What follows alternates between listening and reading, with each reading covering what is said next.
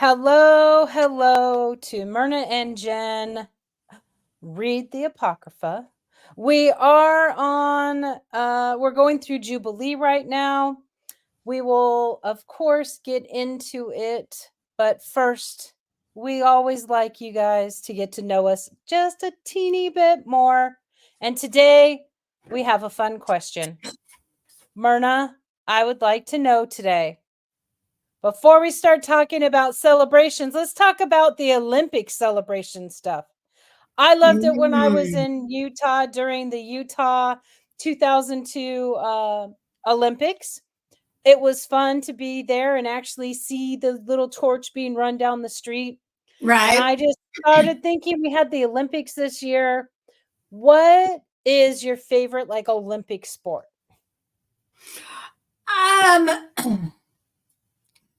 I have so many of them, but I think my favorite is the Mhm. beach volleyball since they put it in. I think it's been in there for 5 years now.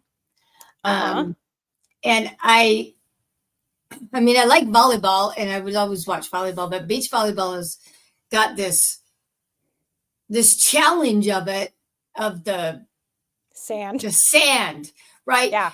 And having to get your speed up to get to that ball with that challenge of the sand, which actually slows you down. So that's I would have to say that's probably my favorite to watch. Okay, I think the biggest challenge of beach volleyball is the fact that you get sand into unmentionable places and you can't do anything about it and keep playing. That to me is the challenge of beach volleyball. Okay, so you went nice and challenging. Ooh. So that's very Summer Olympics. Yeah. I can admit that when it comes to sports, I like the weird sports. I will watch the cornhole champion. I'll watch the cornhole championships. I'll watch billiard championship events. The weirder and more crazy. So you like ping pong? I'm in. I will watch the you like ping pong. Yeah, but you see, I actually enjoy watching curling. Oh, yeah. Curling's great. Curling is great because I look at it and go, that man right there, does he actually help his wife at home sweeping the floor? Because he sweeps that ice really fast. Just saying, maybe you should use your skills to help your family. I love it because you watch it because you're judging them. I'm not well, we're all judging their performances. But I think it's just one of the more unique ones. You have this stone. It's kind of like bocce balls, but upped for Icelandic regions. It just has a history to it. The stones come from very specific places. I just find the whole idea of how people were I got a stone and I think we should make a game out of this on the ice. Who comes up with that stuff?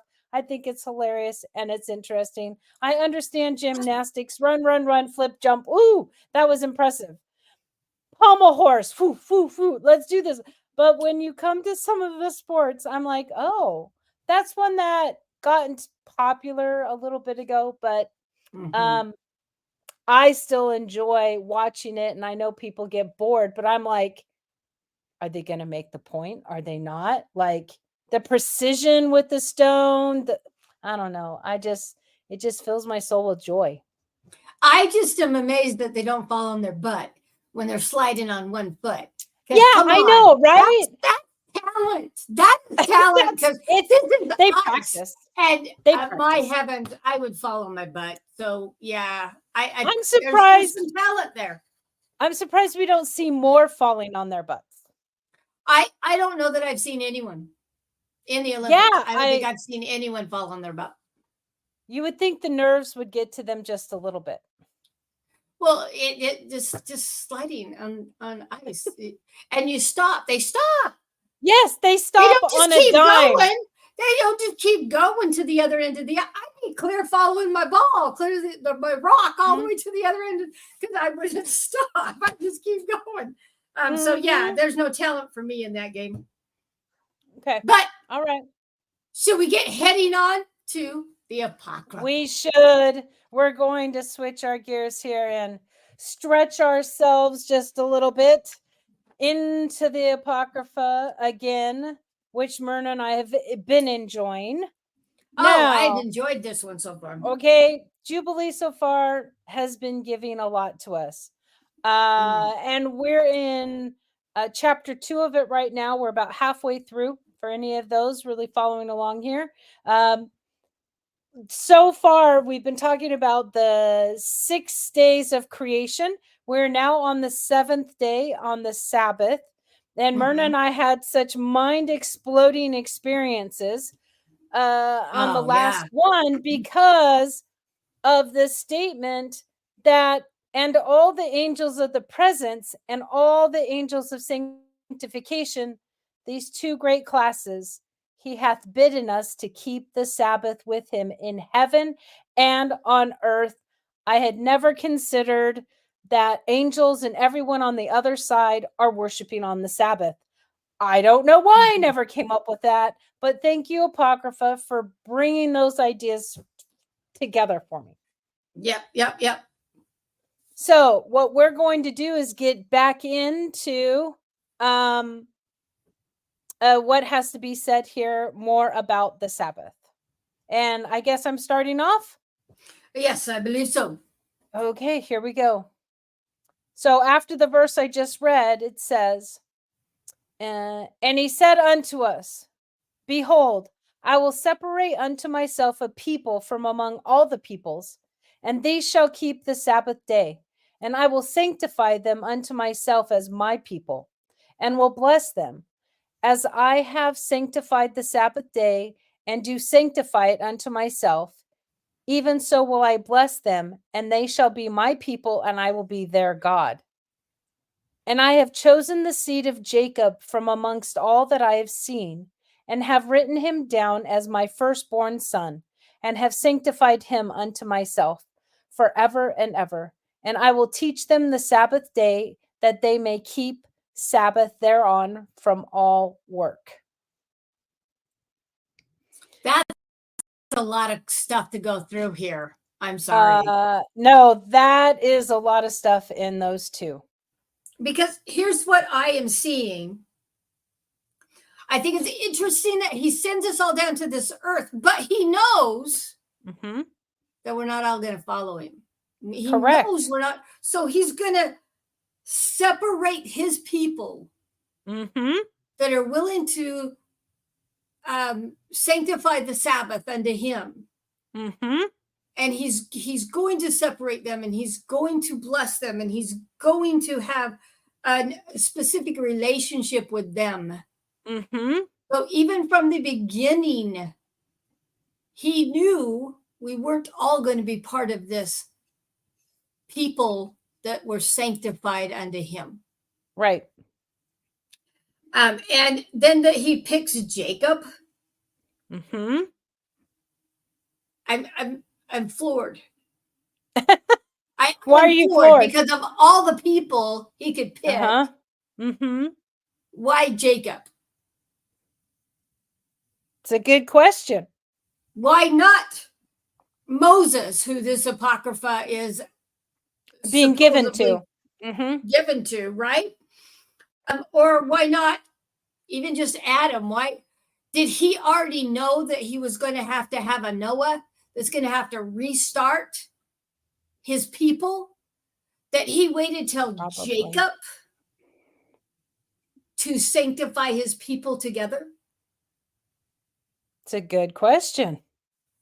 Just sharing my thoughts. This is what's going through this little thing here. Well, and the thing that's going through my head is that he says, and will bless them as I have sanctified the Sabbath day, and do sanctify it unto myself.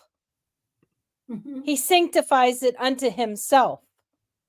As this is the end of my creation, it's not just sanctified for his people.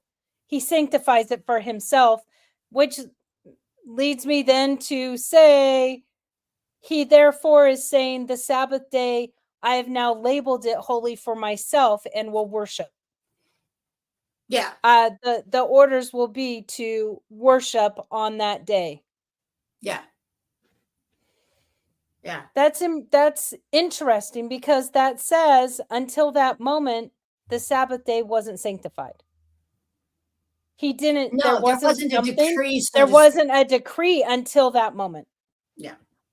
Mm-hmm. Which is just interesting to me. Yeah. But all these choices being made, right? Yeah. The choices he makes of the people he's choosing. And why? Why Jacob? What was it about him that said this is going to go well? Yeah, and this also reminds me and testifies farther to me that nothing is not known by God. Right. That he knows everything. He's very organized and everything is planned. Yes. He already knew that he would have to do this, that he would have to have a specific people, that not all the people were going to be willing to do it. I mean, he knows, how can you not say he knows everything? Well, the way I like to envision it is that God knows all possibilities in the present. He knows everything that could happen. Every choice, every small thing that could be chosen, he knows where that path will lead.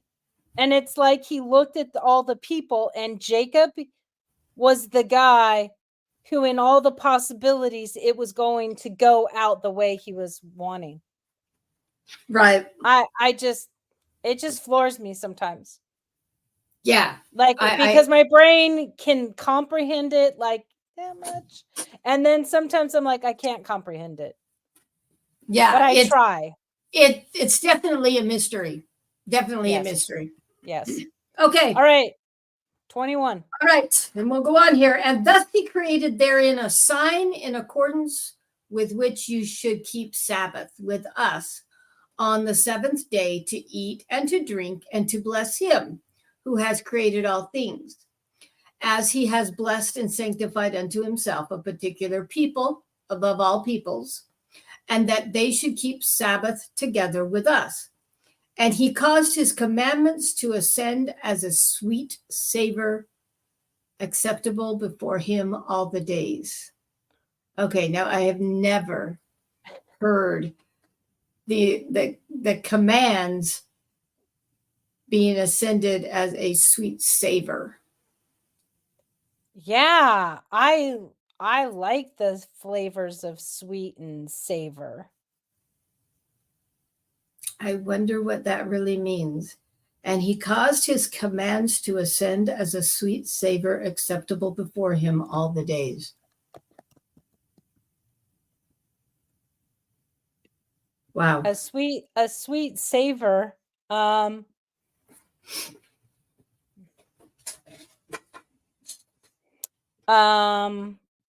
Actually, in the Hebrew Bible, the term sweet savor or pleasing aroma seems to appear just over 40 times. It is nearly always a technical term to describe sacrifices, and with a small handful exceptions is qualified with the expression to the Lord. So it's a technical term to describe sacrifices. I did not know that. So I guess he's saying he put it so as his commands are a sweet sacrifice that is accepted by him. That's what he would like. Because think about it, you're actually sacrificing one day of the week to him, or that's the idea. Right. Mm-hmm. Right. Mm-hmm. And that's the sacrifice he's just asked as a blessing. Right. Not as a curse, not as a upset thing. I can't do all the things I want to on this day. It's supposed to be a sacrifice to the Lord. So, okay, here's where my brain going. Mm-hmm. He calls it a sweet savor. Mm-hmm. Is that because we are supposed to want to do it. If we do it because we have to, and we do it begrudgingly, is it not counted as a sacrifice by him? But if we do it because we want to, and we try to enjoy it, we whatever, we do enjoy it, it becomes that sweet savor, or that sacrifice that is acceptable unto him. So maybe that's why it's called that, because it has to be something we want, that therefore even to ourselves becomes a sweet savor, a blessing to ourselves. I think there are so many wonderful interpretations of this. And I think your own life experiences are going to kind of add more metaphor to it. But isn't that what the scriptures are for? The wording we get is supposed to be nuanced and layered according to where you are. Right. I do find it interesting that, according to just looking this up, the smoke of Noah's sacrifice is called sweet in the Bible. And in Genesis, it says here that the quote, "And the Lord smelled a sweet savor, and the Lord said in his heart, I will not again curse the ground anymore for man's sake," because of, the flood. The flood. So this sense of, you have this burnt offering, and that, we get this essence here that God can smell, which is great. That God is smelling the smoke of this sacrifice and calling it sweet to him. Right. Wow. I don't think of sacrifices as sweet. Right. But I think I think if you kind of translated it, it is in a sense sweet when it's something you want to do. Well, yeah, and something that God has asked you to do, and obedience and all of those things that have such negative connotations anymore. Right. And here we're saying, no, it's not. But the point is not to do it just because you have to do it. You need to come to a point where you want to do it. And that is sweet. Right. I think that's why. That's what I'm seeing. Interesting. All right. Okay, so 23 here. There were 22 heads of mankind from Adam to Jacob, and 22 kinds of work were made until the seventh day. This is blessed and holy, and the former also is blessed and holy, and this one serves with that one for sanctification and blessing. And to this Jacob and his seed, it was granted that they should always be the blessed and holy ones of the first testimony and law, even as he had sanctified and blessed the Sabbath day on the seventh day. We get this too, the 22 heads of mankind from Adam to Jacob, and 22 kinds of work. The 22 kinds, as we read through, that's how they counted all of the different creation bits. That there were 22 kinds. But there were 22 heads of mankind from Adam to Jacob, I guess, genealogically. Well, you had marriages, you had multiplication, multiplying. But were there really like 22 markers or generations from Adam to Jacob? There was a lot of space in there. There was a lot of space. But do you think it meant levels, or do you think it just meant heads being people, numbers of people at that time? Because how long was this after Noah, they only had like 8 people on the boat? I don't know. I've never heard that phrase before, 22 heads. Yeah. We'll do some research and we'll talk about it next video. I'll do some research, you can too, but we'll have a little discussion about what that actually means in the next video, because that's not the first time it said that. We read that earlier too. 2 and 20. Mm-hmm. So it means something. We'll do some research on that. Yeah, because I don't think we can do any answering about it right now. No, because it needs to be more research. That'll take a little time. Interesting. We will find that one out. But it is, I do like that it was granted that they should always be blessed and holy ones of the first testimony and law. Yes, yes. Now, I know that in a lot of probably conversations people want to have about religion, this idea that the one God, monotheistic here, the one God would choose a specific people and everyone else is out in the weeds and turned away, seems harsh. On first just looking at it as a surface pass. Yeah, but I'm not sure that they're in the weeds. They can join anytime. He just knows that this line will never forsake him. And that's, I think, why he picks Jacob. Even though, well, even though there will always be somebody. There will always be someone, yes. Somebody in the line. That will be holding on. But holding on. That's a bit of trust right there. And foresight and all of those good things. Yeah, okay. Yeah. Okay. He created heaven and earth and everything that he created in 6 days. And God made the seventh day holy for all his works. Therefore, he commanded on its behalf that whoever does any work thereon shall die. Wow. And that he who defiles it shall surely die. Wherefore, do thou command the children of Israel to observe this day, that they may keep it holy and not do thereon any work and not to defile it, as it is holier than all other days. All right. That's a little harsh, man. That's a little harsh. That's like way harsh right there. Yeah, there's no like if or ands about it, right? It's just like you die. You die.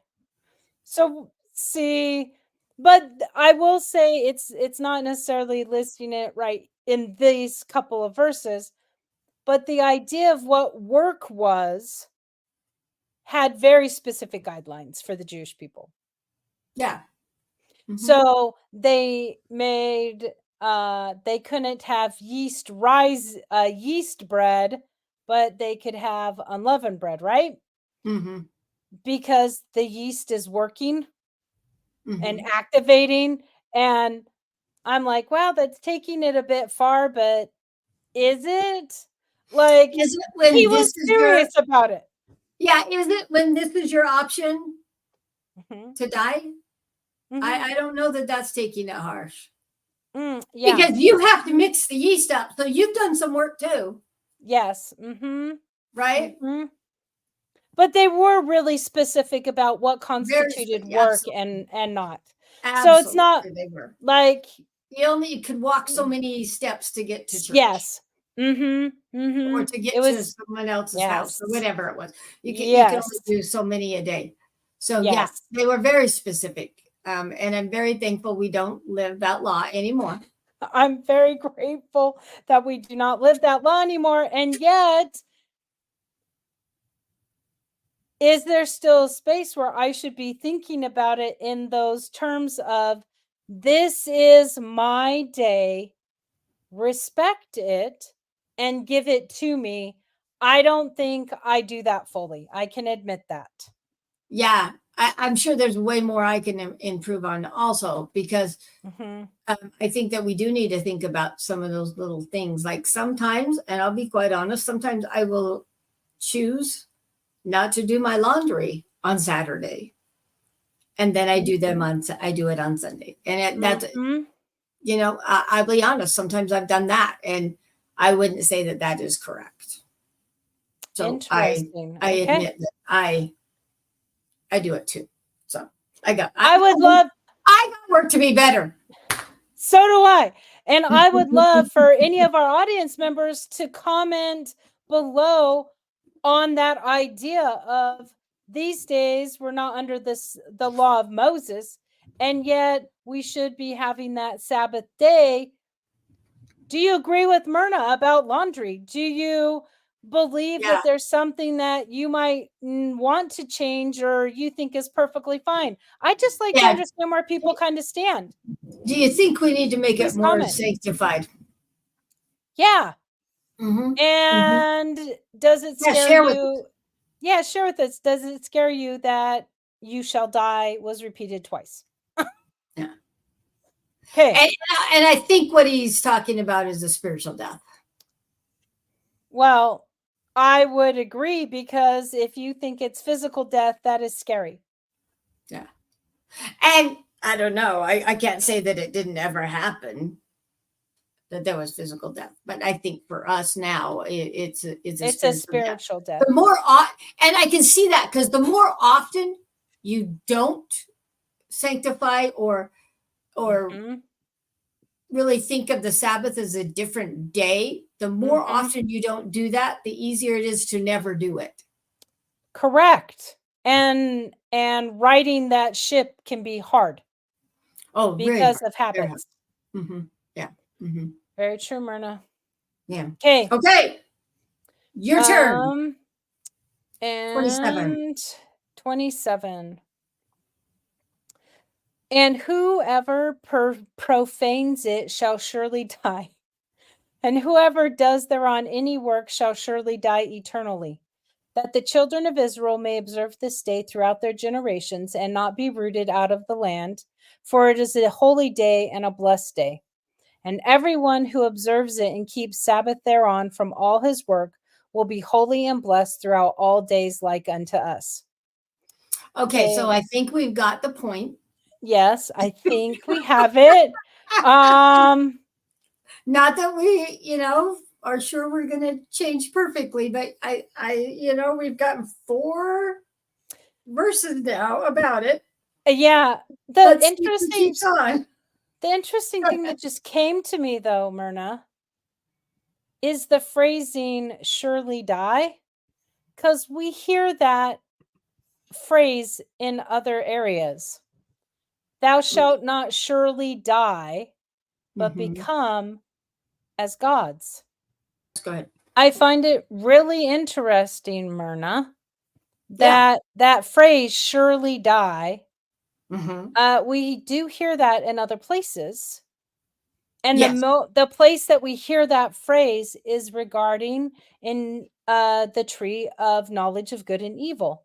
God says, but of the tree of knowledge of good and evil, thou shalt not eat of it, for in the day that thou eatest thereof, thou shalt surely die. That's where we get that phrase, surely die. And he's repeating that here. Okay, so what that means when we talk about it in that context of the story of Adam and Eve, it does mean that you will die spiritually. You will have a separation from your Father in heaven. So thank you for looking that up. Yes. Well, that and sounds perfect. Okay, now we're going to take that little phrase here to what Satan says. Thou shalt not surely die if you partake, right? But you'll become as God. Yeah, you'll know good from evil. So basically, if we take that kind of definition you just gave, you shall not surely die. You won't be disconnected from God. You're going to become like him if you do this. You'll know more like him. Yeah.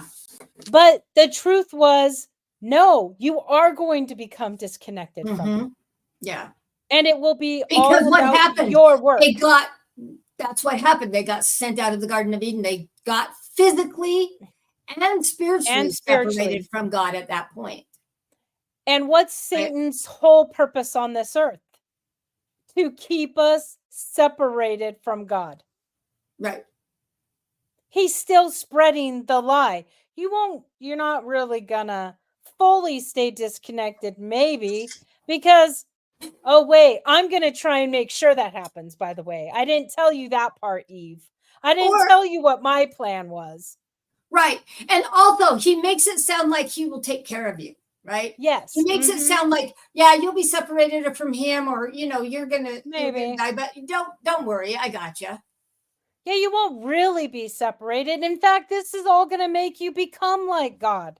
So it's all a good thing. Yeah, and in fact, he says that he's got your back. He's there for you. But in reality, the very first thing he always does is he disappears when you get into trouble. Yes, he's gone. He is out there like I don't know a phrase that can be said on recording, but he's gone. He's shot out of there. He's gone. He's like a bat out of hell. He's gone, man. And he never fulfills that statement when he says it. He's got you. And so, yeah, but God keeps all his promises. Yeah, God has you no matter what you do. You have things to do, right? But he's got your back. He really does. Yes. He will always be there. And I love. I just love that phrase and where we find it go. I think that's fantastic. Okay, Myrna. Okay, we are at 29. Declare and say to the children of Israel the law of this day, both that they should keep Sabbath thereon, and that they should not forsake it in the error of their hearts, and that it is not lawful to do any work thereon which is unseemly, to do thereon their own pleasure, and that they should not prepare thereon anything to be eaten or drunk, and that it is not lawful to draw water or bring in or take out therein through their gates any burden, which they had not prepared for themselves on the 6th day in their dwellings. And they should not bring in or take out from house to house on that day, for that day is more holy and blessed than any Jubilee day of the Jubilees. On this we keep Sabbath in the heavens before it was made. Now to any flesh to keep Sabbath there. Is made known to any flesh to keep Sabbath thereon on the earth. So we're talking specific here. And that's why when the children of Israel were in the desert, and God was feeding them manna, they could only take enough for one day, except for on the 6th day, and then they took enough for both days. And amazingly, that bread would survive for the second day, because the reason they could only take it for one day was that it died. It would go bad. It would go bad. But amazingly, they took enough for 2 days on the 6th day, and it stayed good for that Sabbath day. So we're talking. This is pretty. This is pretty. This is like nailing the lid down. Yeah, it is. Yeah. It is repetitive and specific about it being a holy day. So this tells me, I'm just going to say it. Say it, Myrna. We thought growing up that we were doing a good thing on Sunday, having a big old dinner. Well, it sounds to me like we were breaking the Sabbath, having a big old dinner instead of something easy. I'm like, well, those Sundays when I wasn't very good and been good to the store on Saturday, and we just had sandwiches. Sounds like I was a little bit better prepared than my mom, who had a big old freaking meal, and we had dessert. And we didn't have dessert very often when I was growing up, but on Sundays, we always had a big old roast and everything. So excess, Myrna, excess here. I know. I mean, I'm not, saying my mom was bad, but I'm just saying it makes you wonder, doesn't it? It makes you wonder. Well, not only that, but to do their own pleasure. Like, it's not for you to just sit back also and just do your own pleasures that day. Yeah. Okay, so you're not doing your own pleasures, nothing unseemly, and don't really do work. So what is left? What is left for this Sabbath day? Worshiping God. The brethren and the apostles and prophet, they have talked about this in conferences about Sabbath day worship, and that it might say something about you, about how you respect and observe on the Sabbath and the blessings that you get for it. Right. It's interesting, isn't it? I feel like I'm being called to a little bit of repentance here. Me too. I'm feeling a little bad. I am taking this in and saying he is really laying this out. Yeah, I'm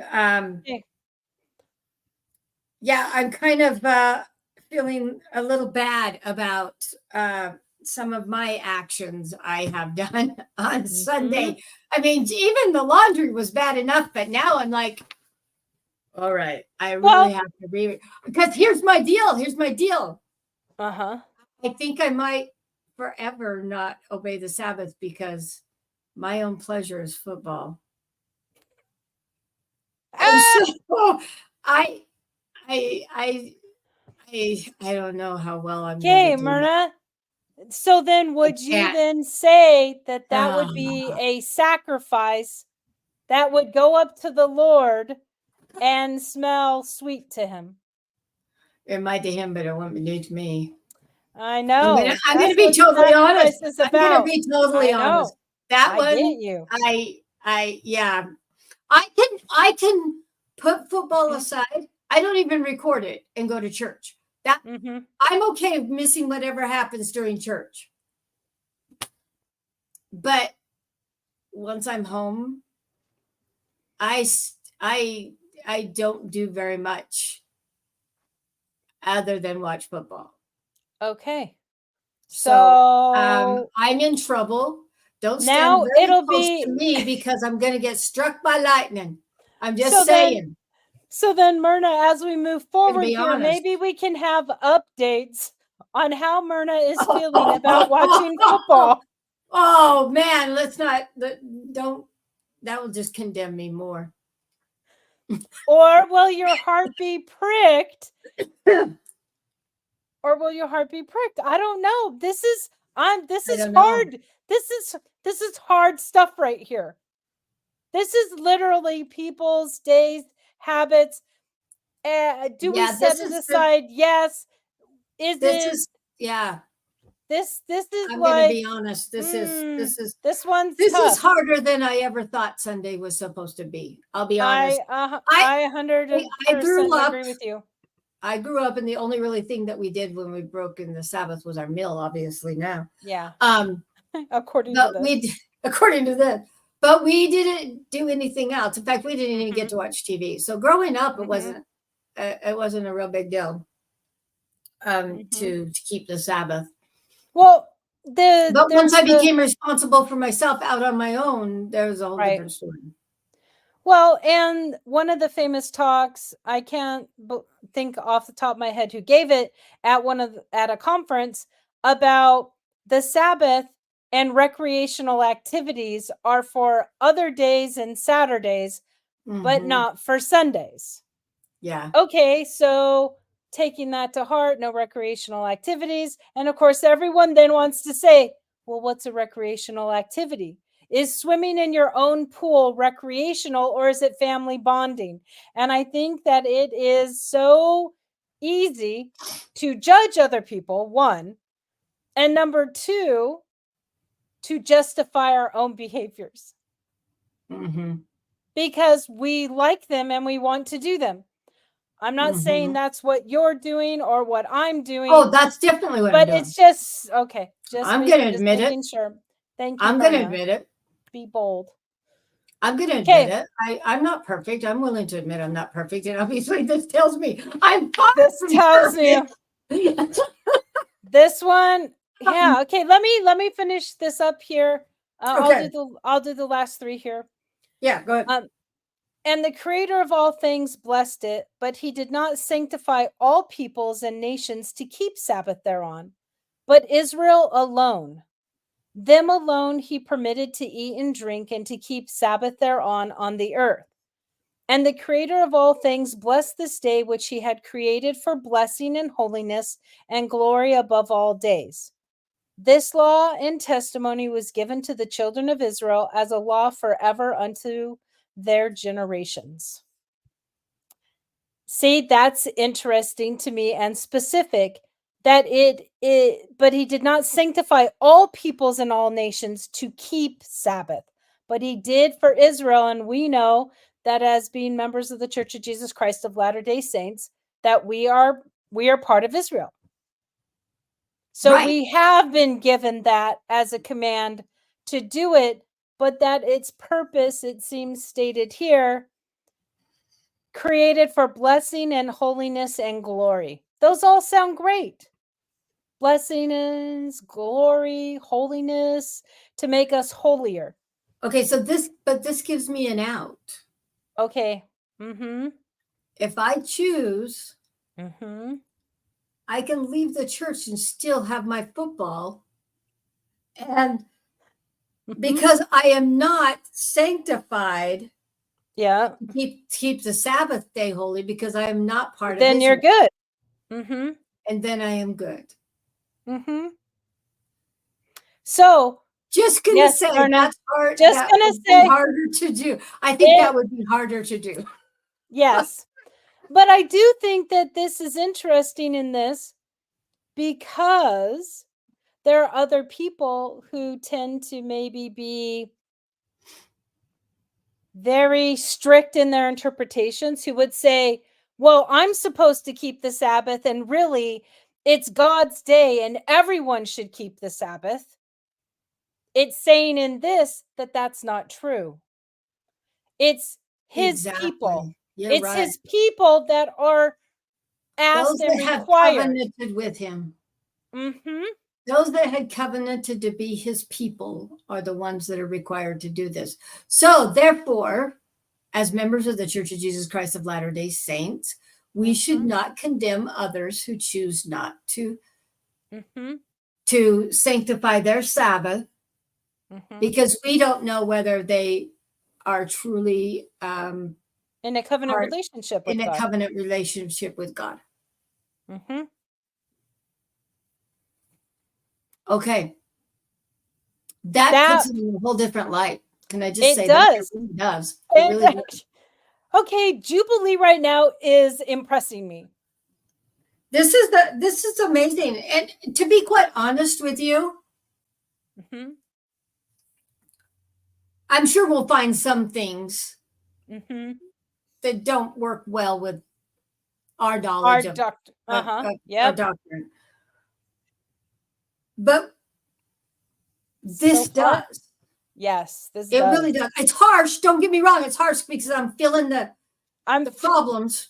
I'm feeling it inside. My mind immediately is saying, you got to rethink that. I mean, I'm feeling it. Don't get me wrong. But remember when we started this whole thing of reading the Apocrypha, I read Doctrine and Covenants 91. And God said there are a lot of truths in those things, and there are a lot of falsehoods in those things. Yes. I think this might be one of those truths. Because it's more specific and is very harsh. Yes. But it truly is what I think we have been taught in our church. Yes. But we choose to, like me, watch football. Justify. We choose to, not make it as simple of a day as it's supposed to be. We don't go and visit the elderly. I mean, I probably should go visit my dad every Sunday, but I don't. And he just lives up the street. I've really got heavens. I've got a lot of repenting to do because I watch football. Plus, I don't even go see my dad, who's just up the street on Sunday. My Sundays are just an abomination. I'm profaning them everywhere, as this scripture says. Profane. Okay, well, I'm just a bad person, so there you go. Everyone gets to see our wrestle with God here on our Sabbath day worship. There are some things I need to change. I can't guarantee that it's going to be football. Okay. I can guarantee that I can go see my dad every Sunday, and maybe that will be my goal, is to put that into my Sundays, to go see him every day, you know, the elderly, the widower, and to spend a little time with him every Sunday. I think I can commit to something like that. I'm not ready for football, which just means that don't expect me to be translated anytime soon. I'm here for good. I think I'm here for good. But there's a lot to digest. There's a lot to digest. There is a lot to digest here. Man, this chapter 2 of Jubilee has like taken us in directions I had no idea I think we were going here. I'm a little worried that the next one's going to be even worse. I mean, I know. I'm just kind of a little worried that I'm going to get buried deeper and deeper and deeper in my sin. I don't know, but I'm willing to keep going. But but I'm not perfect. So here we go. I am not perfect on Sabbath day worship. But see, it's making that action plan. Maybe just tweaking it a little. It's not, there's no suggestion here of, oh no, my life, I am not doing what I'm supposed to. I'm going to change everything all at once. That's usually not sustainable. It's that line upon line. Yes. And it is line upon line, right? Kind of event. And that is sustainable. So going to see your dad, that's fantastic. I'm now processing in my brain what it is I need to do to be better at Sunday worship. And when I'm at church, maybe instead of talking with people in the hallway, I should go to Sunday school class. I think we missed verses. Did we? We did. Oh no, this is no. I moved to chapter 1. Sorry. Oh, okay. We didn't do that. I turned my page back to 1. So no. But no, I think it's just simple little things like because we're told to meet together oft on Sunday as well. So there are these things. Well, maybe if I was going every time to the Sunday school class, it would put me in a better mindset for the rest of the day, getting 2 hours of being together and sharing ideas and reading scriptures. Maybe that would help in making better choices when I return home. Yeah. Yeah. I just, okay. Whew. See, I feel you're going to hear all about it. You're going to get the truth. You're going to get the truth here. I'm not hiding anything. No.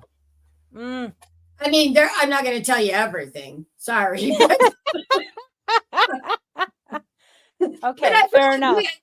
These things about the Sabbath day, Yeah. Okay. That's so interesting. So we'll start 3 next time. But let's digest Sabbath day a little bit, and we will look into We will look into that. The 2 and 20 heads. 2 and 20 heads. Yep. And we'll talk about it at the beginning of our next one. Okay. And so those are our goals to do. Whew, that was a lot. Everyone take a deep breath. Think about it. And who knew that we'd have so many feelings and feel called to a little bit of repentance reading the Apocrypha. Yeah. Hey. It's good. It's good. It's good. We should all be reminded every once in a while, right? I can take the criticism. Well, yeah, I gotta give it to myself, but yeah. Yeah, on this one, I do. All righty. We will see you guys next time. Thanks for coming along with Myrna and Jenn read the Apocrypha. Thanks, guys, for being with us. Bye. And hit the like button and subscribe. Like. Comment. Let's have some discussions. Let's learn. We're here to talk with all of you. We don't want to stay here and just be the one throwing out all this shiz because we're not really perfect in our knowledge. Obviously, as you learned today, we're not perfect, but we want to talk with you. We want to have these conversations. So hit the like button, subscribe, comment. Let's start a discussion on more of what the Apocrypha might be sharing with us that that helps us to look in our lives a little bit differently. Yep. Okay. All right. Bye.